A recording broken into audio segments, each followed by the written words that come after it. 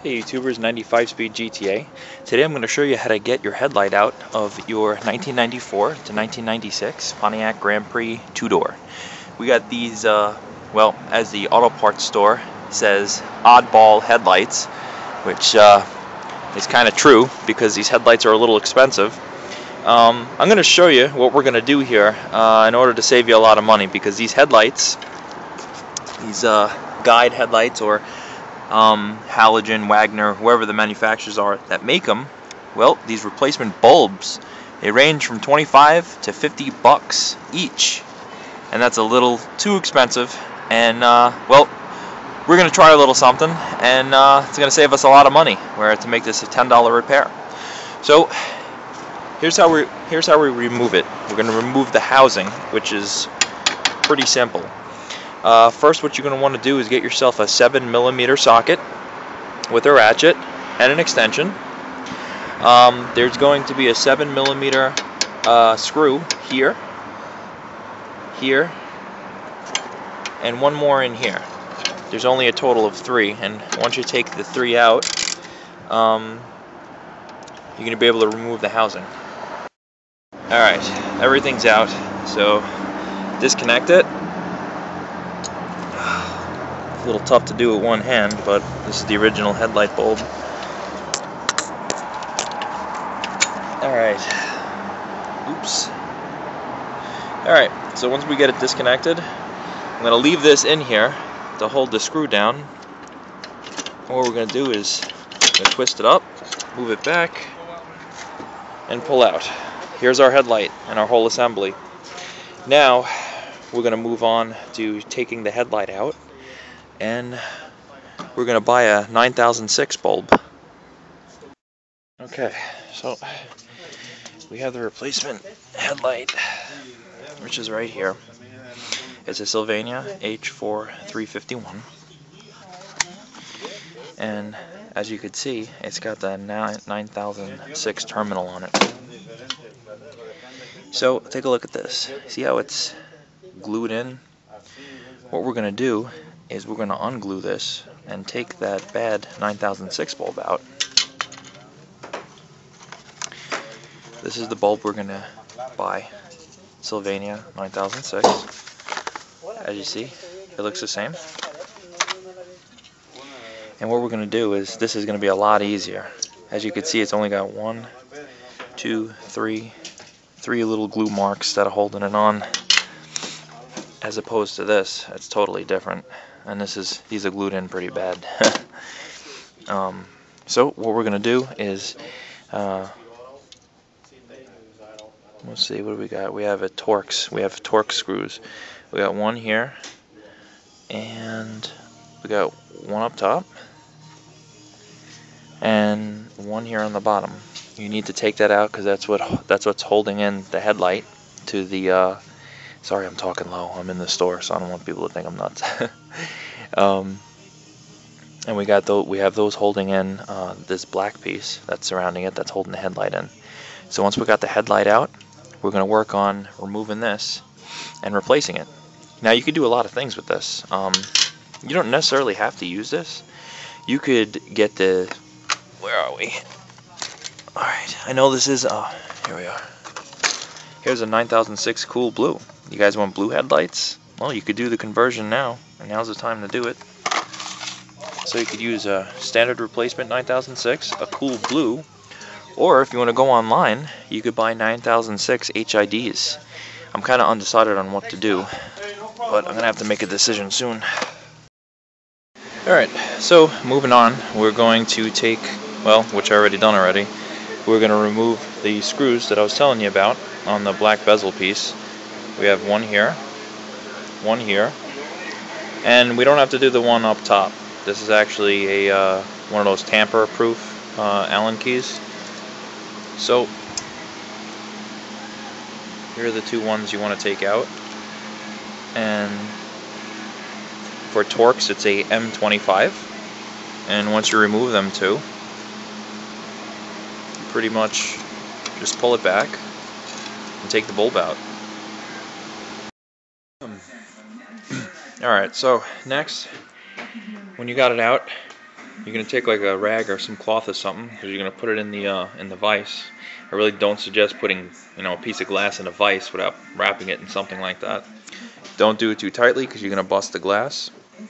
Just get it to where, see how it's already flexing? So this is gonna be a pretty easy job.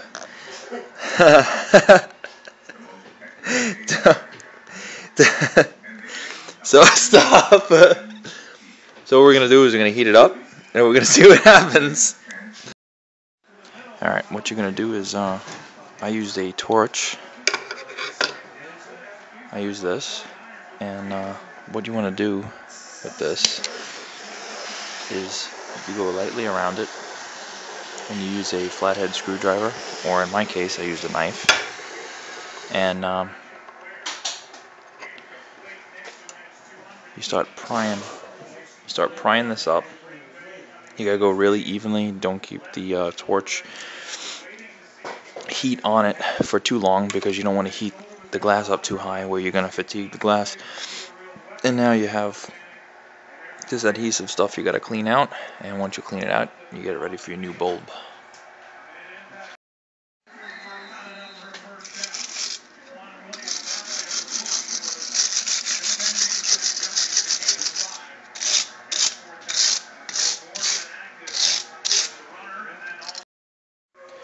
Alright, so we got the light out. We got a really nice clean surface to work with. Now, we're going to check out the housing itself.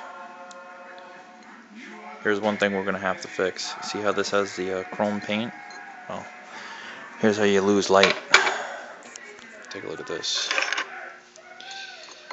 See, I can see your finger? That's not good. So what we're going to do is we're going to tape off everything, and we're going to repaint the outside so it keeps all the light inside and projects the light on the out. That'll make a bright light.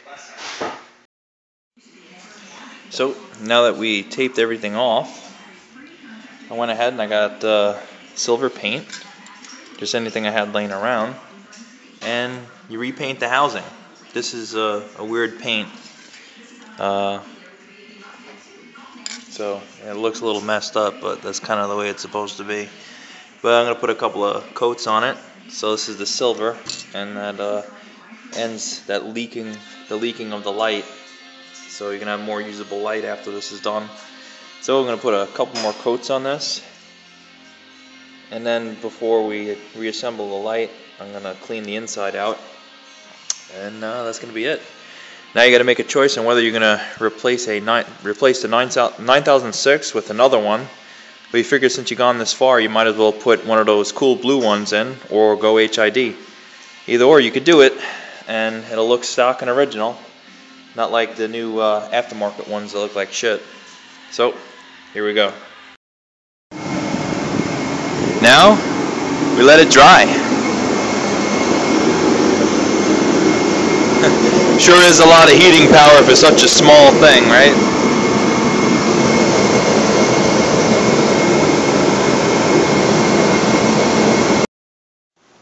Alright, this is a little bit different. This one, it's the same headlight, but it's not a guide. It's made by Wagner, and this has a totally different 9006 setup here. As you can see, it looks like this is a twist-off cap, which would make it serviceable, but it's actually not. It's still the same thing, and it's still glued in. And well, hopefully this time we're going to use the heat gun to get this one out, and we got a lot of fixing up to do. This is a replacement bulb. This ain't the original one to the car. I don't know if you guys can see the letters, but it says H4351 12 volts, and it was made in February of 1999. So this is about 12-13 years old now.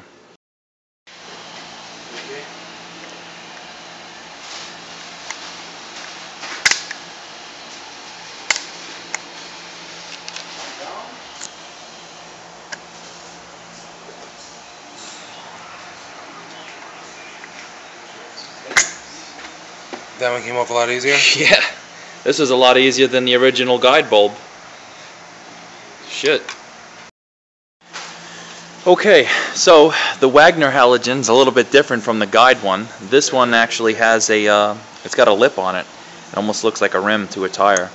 So your 9006 is going to be able to go in here, and well, the only thing that's going to be able to hold it in is an adhesive, just like we're going to have to do on the guide one. Alright, so we're going to tape it off, make sure that no paint gets in here, no paint gets on here. I wasn't going to paint this one, but I figured, oh, what the hell, might as well, just to at least make it look good like the other one. The only thing is, the difference between this one and the other one is when I stick my finger in here, you don't see it on the inside, so I don't have to worry about losing any light.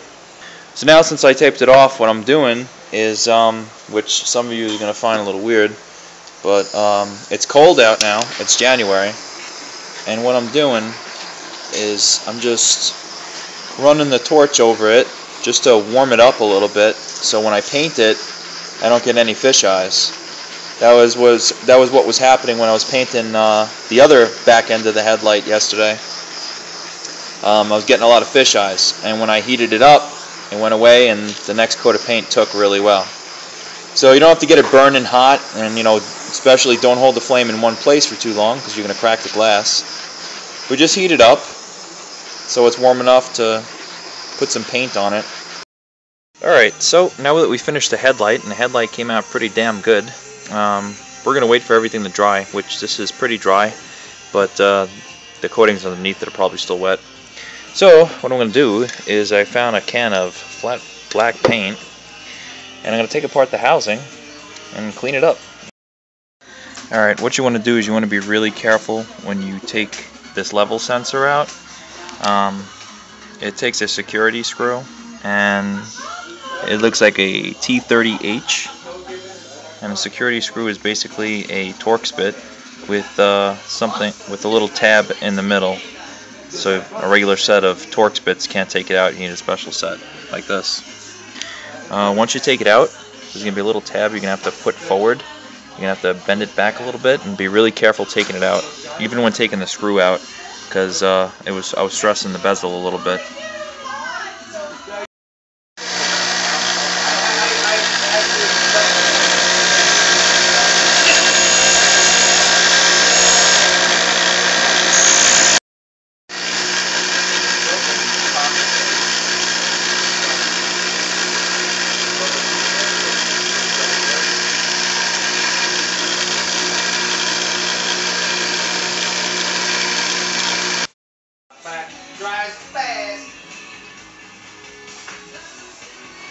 So, here's the outer part of it.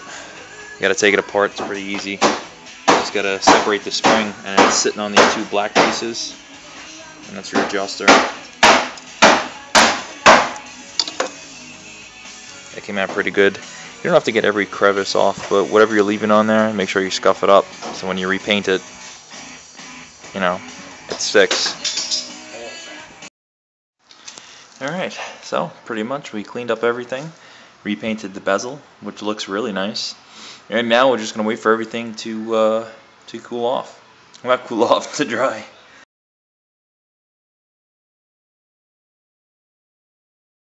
But I'm going to show you. There's a reason why I'm showing you this, and you'll find out why I'm going to do what I'm about to do.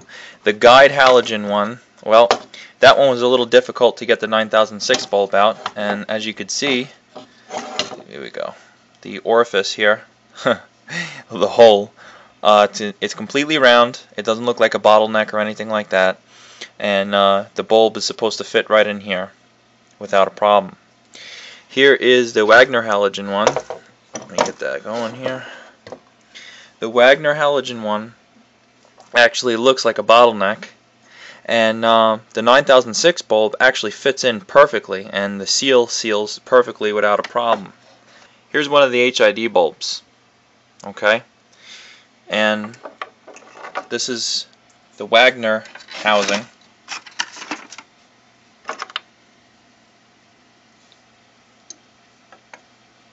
Goes right in. You see the gasket? Well, now you don't. Goes in perfectly fine. I could probably lift it up too. It's got a nice tight fit. And obviously, there's not going to be any hold down or anything like that, so we're going to have to do what the factory did when they made these headlights, is we're going to have to glue them in, which isn't a problem. That's what I was planning on doing anyway. So let's go to the original guide one. It's a lot bigger, and when you put it in, it doesn't exactly fit perfectly. When you put it into the housing, it'll actually seal without a problem, but we're gonna have to modify some things here, because with this one, the bulb actually stops somewhere and it's got somewhere to sit. With this one, it's just a hole. So this is what we're gonna do to properly put these in so they're not exposed to moisture or outside elements or anything like that. I went to the store and I picked up this. This one to the left is a 60-second set time epoxy, and it bonds fabric, glass, metal, plastic, and rubber. This is what I'm going to use to seal the seal the bulb on top of the housing so it doesn't come out. This one is going to be my gasket maker. This is an ultra black OEM high temp RTV silicone. You're going to want to get the high temp silicone because this is the 35 watt Zantec H.I.D kit, but there's also a 50 to 55 watt H.I.D kit. The H.I.D kit that's 55 watts, 50 and 55 watts, puts out a lot more heat than the 35 watt one. This is resistant to oil and water and all that stuff. It's a fast curing formula. Just get the black stuff, and it resists heat up to 500 degrees. Not saying these bulbs are going to get to 500 degrees, but like the halogen bulbs, they get really hot, and these get hot too. Alright, so here's what I did. I put a light coat of the RTV gasket maker in here, like that. But what I suggest you do is get a Q-tip and put a little dab of it on and go around like this, and go around on the top lip of it. You don't want to go too heavy with this because, remember, this isn't forever. Eventually these bulbs are going to burn out, and if you still have the car or whoever has it after you, you're going to want to replace them. And there we go. First bulb is in, and this was with the Wagner halogen housing, which it went by really good. I'm actually dreading doing that one. But once you put it in, you give it a firm press down. And we're going to let it sit for a while. We're going to let the RTV adhesive dry. And then we're going to use this stuff, and we're going to seal in 1, 2, 3 spots. Just 3 dabs of the 60-second epoxy. And that's going to be it. And I'm going to let it dry overnight, and we're going to reinstall the lights tomorrow.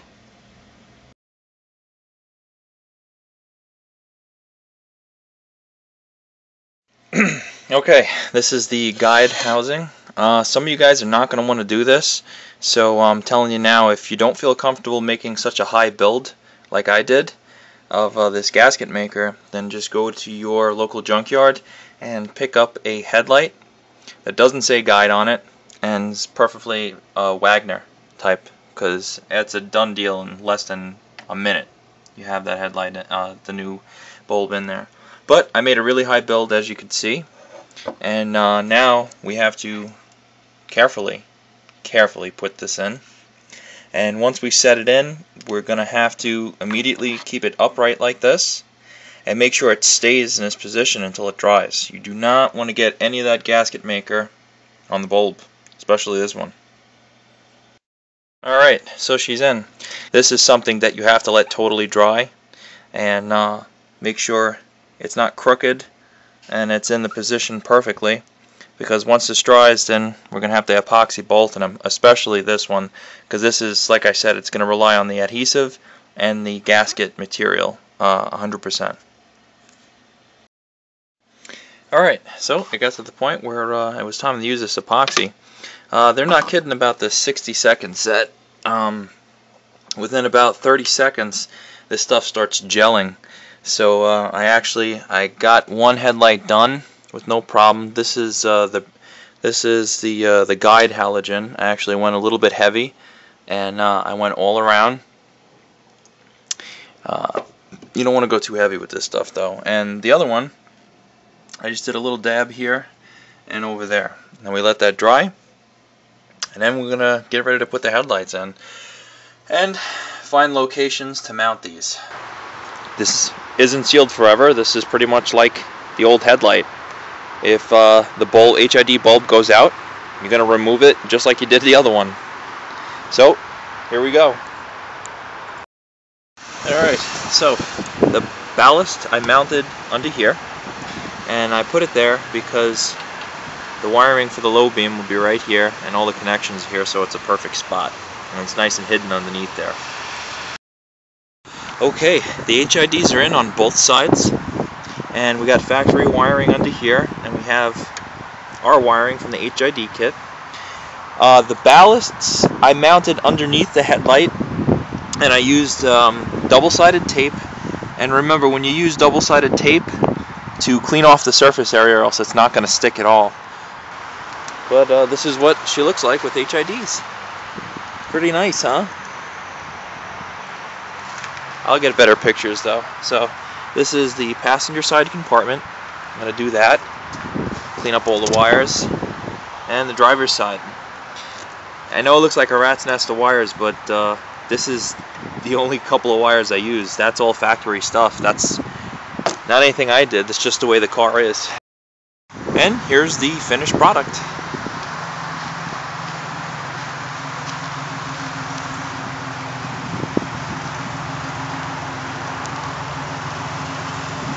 Jesus Christ. Alright guys, the final thing you want to do is you want to aim the headlights. Some of you may not have to, such as myself, because this car's never been hit before, and well, they're really not out of adjustment. But anyway, relift the panel, and there are your level sensors. You could turn it, the height, from down to up here. And these are position adjustments for right and left. Actually, this one's for the high beam, sorry. But this one right here is for the position sensor. This one's offset a little bit to the right.